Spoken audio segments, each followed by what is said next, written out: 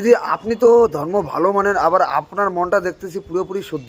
আমার মনটাই যদি শুদ্ধ না হয় তাহলে আমি আধ্যাত্মিক হব কি করে? আমি আমার মতো ডাকবো। আমি রোজ যেমন আমার দেবদেবীদের পুজো করি, আমি আল্লাহর কাছে দোয়াও চাই। আচ্ছা দিদি, আপনি সবার ক্ষেত্রে যান? আমি যেমন পাঞ্জাবিদের প্রোগ্রামে গিয়ে মাথায় কাপড় দিয়ে সত শ্রী কাল দিয়ে বলি, আমি গর্ববোধ করি। দিদি খ্রিস্টানদের? যখন খ্রিশ্চানদের যখন মিডনাইট প্রেয়ার হয় 24-এ, আমি কিন্তু আচ্ছা প্রত্যেকটা দিদি, মানে আমি যেখানে যাই আমি কিন্তু একটা চার্চে যাই, আপনি যতদিন বেঁচে থাকবেন অতদিনে করবেন দিদি?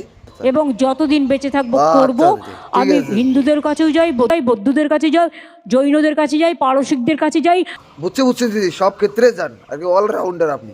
মতুয়াদের প্রোগ্রামে যাই। দিদি আপনি কোন কোন ঠাকুর বাড়ি গেছিলেন? মতুয়া ঠাকুর বাড়ি গেছি, রাজবংশী ঠাকুর পঞ্চানন বর্মার ওখানে গেছি। সব ঠাকুর বাড়ি গেছিলেন? কোথায় যায়নি? তার মানে মনটাকে আগে পবিত্র করতে হবে তো দিদি? মনটাকে আপনাকে আগে পবিত্র করতে হবে।